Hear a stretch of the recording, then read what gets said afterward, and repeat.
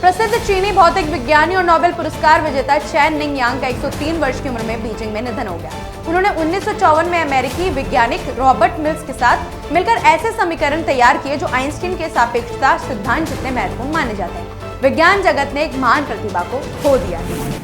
लखनऊ में ब्रह्मोस मिसाइल की पहली खेप को रवाना करते हुए रक्षा मंत्री राजनाथ सिंह ने कहा कि ब्रह्मोस सिर्फ मिसाइल नहीं, देश की बढ़ती स्वदेशी ताकत का प्रतीक है। उन्होंने कहा कि अब पाकिस्तान का हर कोना इसकी रेंज में है और कोई दुश्मन इसकी मार से नहीं बच सकता। ऑपरेशन सिंदूर को उन्होंने सिर्फ एक ट्रेलर बताया।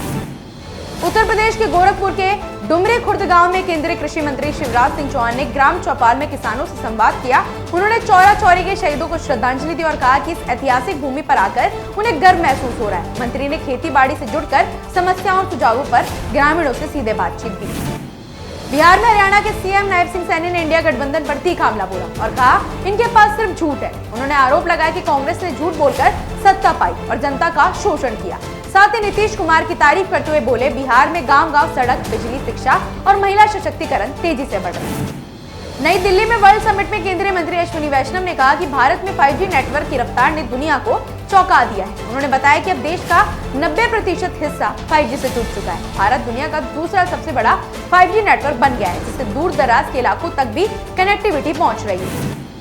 पटना में केंद्रीय मंत्री चिराग पासवान ने गृह मंत्री अमित शाह से मुलाकात की और बिहार चुनाव को लेकर रणनीति पर चर्चा की। उन्होंने ट्वीट कर बताया कि एनडीए गठबंधन की तैयारियों पर विस्तार से बात हुई। इस मुलाकात को चुनावी माहौल में अहम माना जाता है।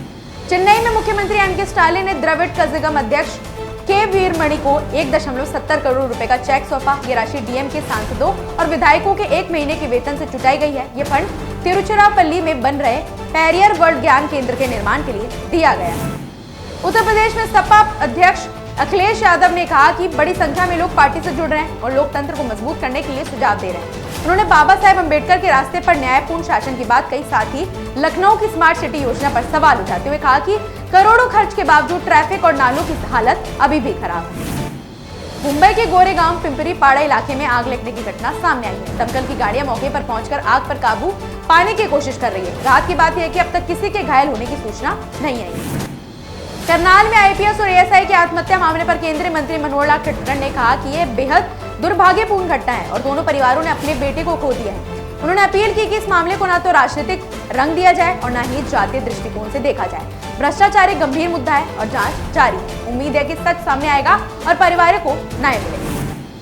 उत्तराखंड के मुख्यमंत्री पुष्कर सिंह धामी ने भाजपा के नए संगठनात्मक कार्यालय का धनतेरस पर उद्घाटन किया और इसे संगठन विस्तार का केंद्र बताया। उन्होंने कार्यकर्ताओं को शुभकामनाएं दी और बिहार चुनाव को लेकर कहा कि जनता डबल इंजन सरकार की प्रतीक्षा कर रही है। उन्होंने विश्वास जताया कि नीतीश कुमार और पीएम मोदी के नेतृत्व में बिहार में तेज विकास होगा।